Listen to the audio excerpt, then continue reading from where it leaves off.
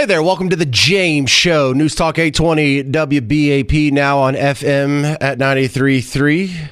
How would you like to go see a concert that has both Squeeze and Boy George?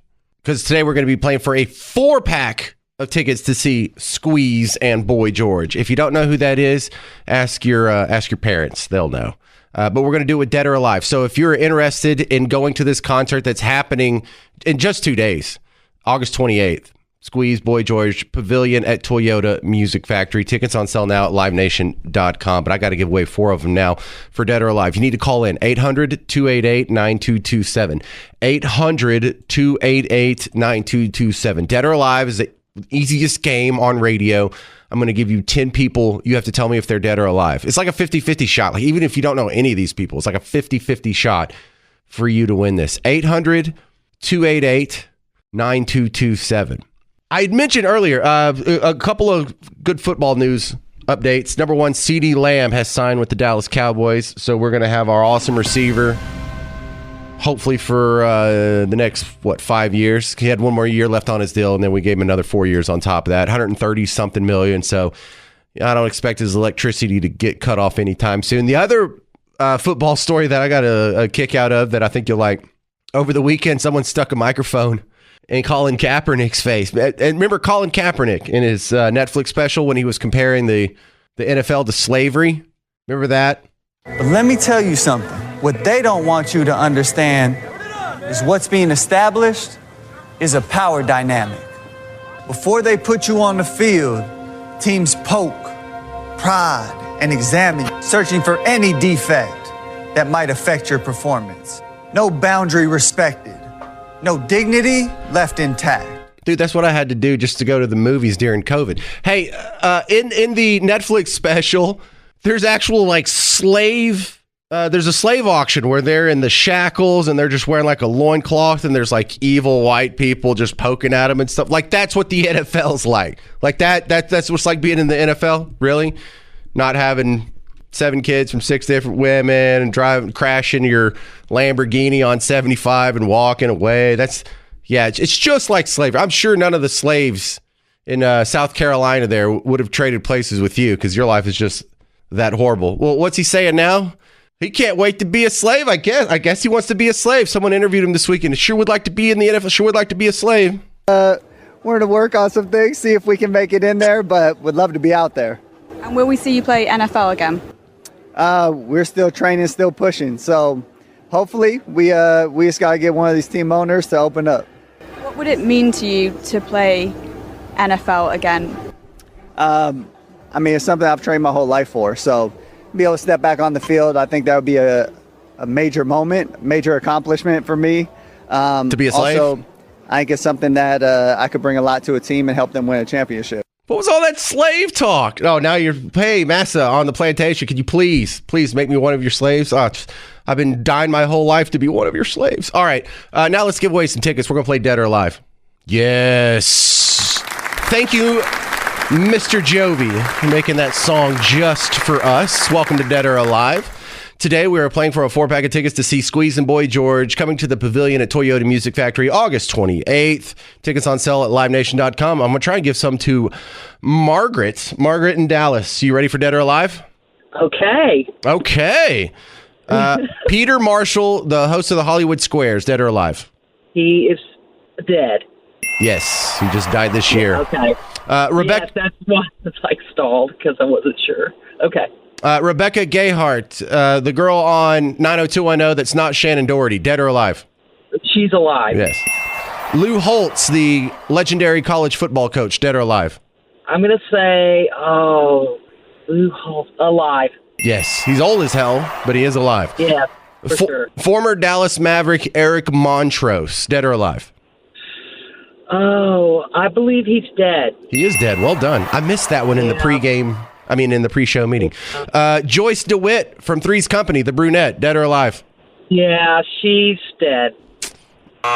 Nope, she's the last one that's still alive. Margaret, I tried, babe. I tried. Good job. Oh. You got through like 5 of them. You just made it a lot easier for Kenny in Springtown. Hey, Kenny, you ready for Dead or Alive? Yes, sir.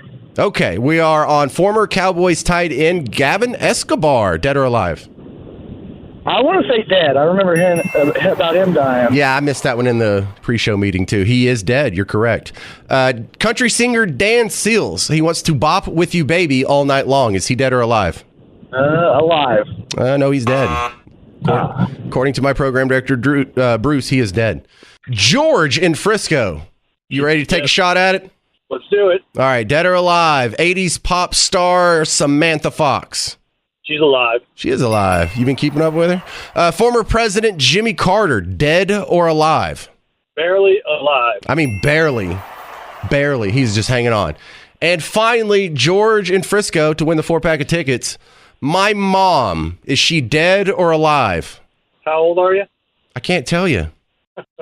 I'm going to say she's alive. She is alive, yeah. That would be really cold if not. So, way to deduce from the context. George in Frisco, congratulations. You're our big winner on Dead or Alive. How many songs does Boy George have? I can think of like 3. I don't know if I could sit through a whole concert of Boy George.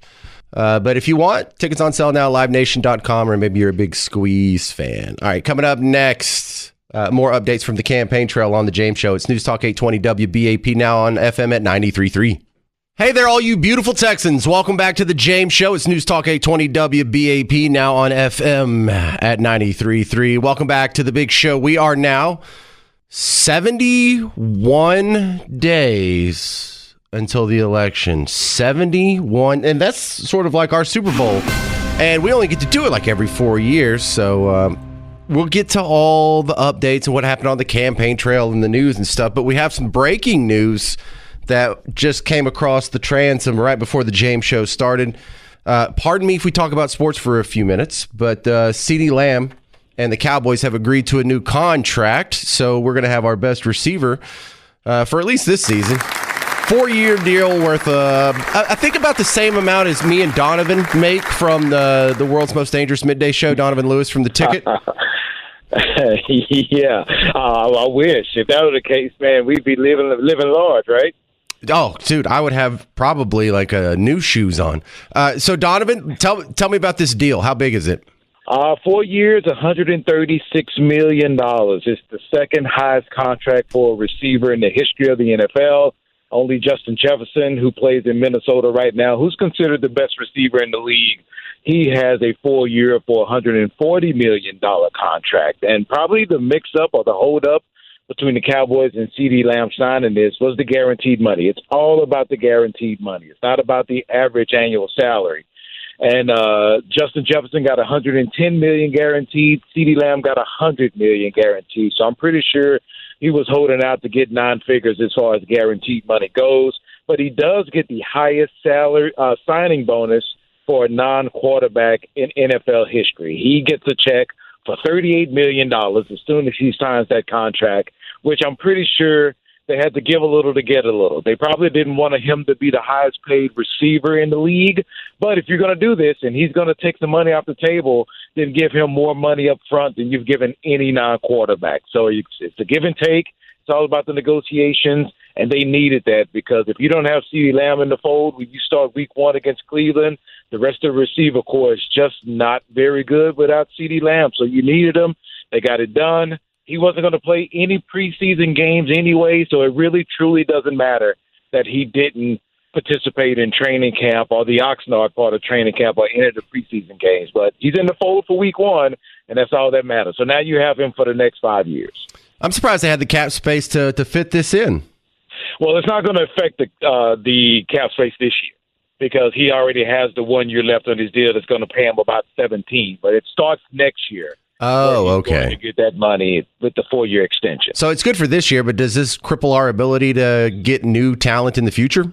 Nah, no. They can always manipulate ways around the salary cap to fit in who they want to fit in. Now, sometimes it affects you for years to come if you kind of, as we call it, kick the can down the road. But no, that's not going to affect them at all to try and re-sign Dak, to try and give Michael Parsons a new contract because he's next up to be one of the highest paid players in the NFL. So they still got some work to do to try to keep this core together.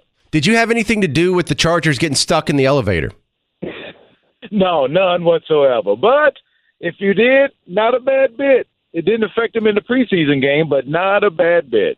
Right, I was totally thinking bit because someone has to be friends with the guy down at the Westin Hotel and down. For those of you who don't know, the Chargers got stuck in the elevator. Was that on Friday? Yes, and for 2 hours they got stuck on there. That is a long time. I think it was about 10 or 11 people. So it was a crowded elevator that was stuck for a couple hours. Well, was it the fat guys? And that's not an insult. I just remember when I was playing football, the linemen were always called the fat guys. Yeah, don't know exactly who was in the elevator. I don't know that, but man, I don't care if it's just skinny guys. 11 people on one elevator. That's a lot. I don't care how big that elevator is. All right. The other football news I wanted to run by you. I saw an interview with Colin Kaepernick over the weekend. He wants to get back in the NFL. Does he have a chance?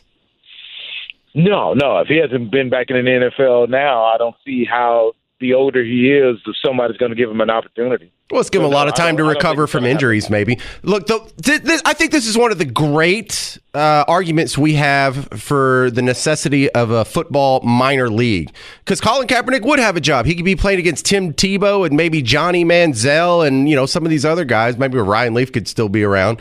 But I would really love to see that. So some of these second-tier players could get a little be on my TV. I'd like to watch that. And you know what? I hope that those guys will probably feel that they wouldn't need to go to a minor league to go and play the NFL because they feel like they're NFL ready. So they may be stooping down to a level that they want to get to in their minds as far as trying to see if they can work their way back. They feel like they're ready right now. All right, Donovan, I am a huge Cowboys fan ever since I was born. Every season I've rooted for them. I've quit watching preseason, so I have little information to go on. How do you like their chances? Man, it is. I don't think they're going to be as good as they were last year, or the last few years as far as the regular season goes. But I don't think that will stop them for being in the mix in the NFC East to win a division and make the playoffs again. But it's all about your playoff success. I think even the biggest of Cowboy fans are kind of tired of seeing them play well in the regular season and flaming out in the playoffs, and it's about trying to get to a championship game or trying to get to a Super Bowl. So if that doesn't happen, then no matter what happens this year, it's going to be a disappointment. Well, the other thing, I'm very jealous of you because I'm a slobbering fan of Corby Davidson, and you got to co-host with him. I did, Thursday, yeah. He had to take his kid to college to the University of Kansas, so he worked with me before he did that. So, yeah, it was fun. So jealous. All right, how do they find you outside of the James Show, Donovan? You can find us on the air at The Ticket from 10 to 1 every day, Monday through Friday, and, of course, on Twitter at Great Donovan. And we have some fun, so check us out, please. Thank you very much. Donovan Lewis, co-host of The Invasion on The Ticket. Thanks for being on the James Show. We'll talk to you in the future. Yes, sir. Right, and guys, I told you after the playoff run that both the Stars and the Mavericks had, we wouldn't talk about sports again until football started. And I hadn't had anybody on. I hadn't had any guests about preseason, so don't say, well, why are we talking about sports all the time? If we do that, we'll listen to the Ticket. No, only if it's big enough to pierce the regular news headlines will we talk about sports. And that's pretty big right there. And we'll go back to business. I'll get you all caught up on what happened on the campaign trail over the weekend in about 5-6 minutes. This is the James Show, News Talk 820 WBAP, now on FM at 93.3. Welcome back to the James Show, News Talk 820 WBAP, now on FM at 93.3. You know, it's so sad to see a star from the 90s, one of the biggest sitcom for a while, their Friends, meet a early demise at the hands of ketamine. What was he doing? Horse tranquilizer? What the heck happened? He's only in his 50s. He's not supposed to be dead yet. We're not supposed to be losing one of our friends. But the story behind it, it's going, the rabbit hole's getting a little deeper here. Here to make some sense of it, back on the James Show, Jeremy Rosenthal from DFW Defense Firm. So we now have someone labeled the Ketamine Queen. What does it take to be the queen of ketamine? Well, basically, you got to be running kind of a pharmacy out of your own apartment with methamphetamine and uppers and downers and middles and sideways and a whole bunch of ketamine, too. They caught this lady with everything when they raided her last month. Well, hang on, Jeremy. That doesn't make any sense because what you just described is illegal. So how is this happening anyway? Well, a great point, right?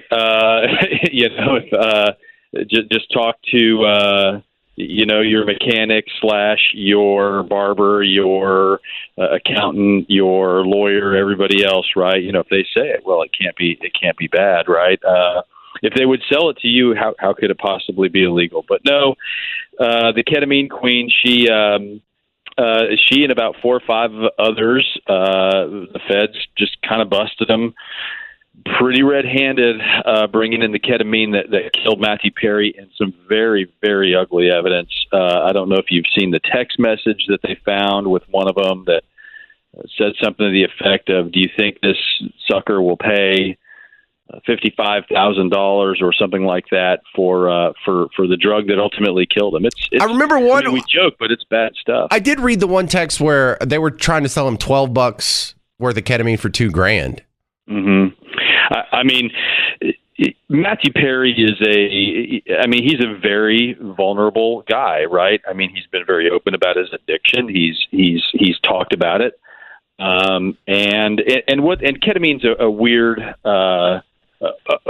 drug too. You don't hear a whole lot about it, but it can be prescribed. It can be legal. The dose that they detected with the autopsy was far and away, obviously not prescribed, and so the authorities went digging for it and to see where he got it, and they just traced it this way. Well, I know you're not his biographer, but he wasn't on ketamine all these years. He was just an alcoholic, or was he on other drugs? I don't believe. Well, I know he wasn't on ketamine for all these years, but he's certainly alcohol.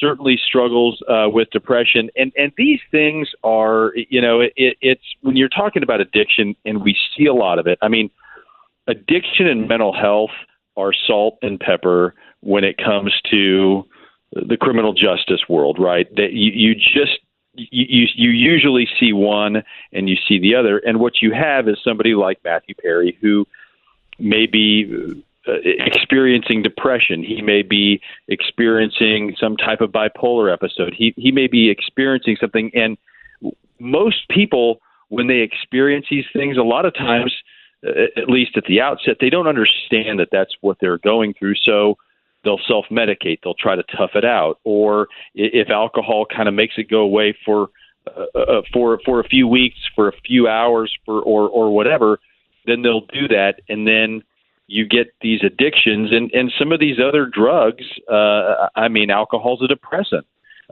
It doesn't mean that you don't use other depressants, because certain other depressants certainly make their way into that mix.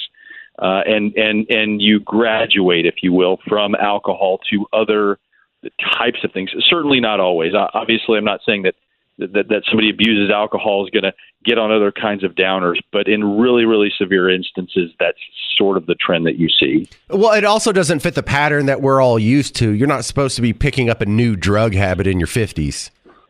No, right. And who knows what he was doing, all these years kind of coming up to it. I mean, we know the things that are sort of tip of the iceberg, and ketamine, again, it's not a street drug, right? You would see, for instance, heroin. You would see methamphetamine. You see cocaine. These are things that you can't buy in a pharmacy, right? Ketamine you buy in a pharmacy. And it just so happens that the pharmacies that they were getting these things from were not in the United States, and weren't being weren't being regulated. So that kind of being a criminal part of all this. What kind of time is the Ketamine Queen looking at? Life. She's looking at life. Oh, okay. Yeah. Oh no, this is bad stuff. And she is also being held right now without pretrial release. So the way that the feds work in state court in Texas, you're entitled to bond upon arrest. You might have a high bond that you have to pay, but you're legally going to be entitled to it. In federal court, that's not the case. In federal court, there are certain offenses that are presumptively that there's presumptive detention, and so in this instance, she's in custody now, and the federal sentencing guidelines for what she's involved with, in addition to all the other crud that they found in her apartment. She's looking at forever and a day of being in the joint. All right. Well, maybe she deserves it. Jeremy Rosenthal, TexasDefenseFirm.com. Thank you for your time, sir. Hey, thanks, man. Bye.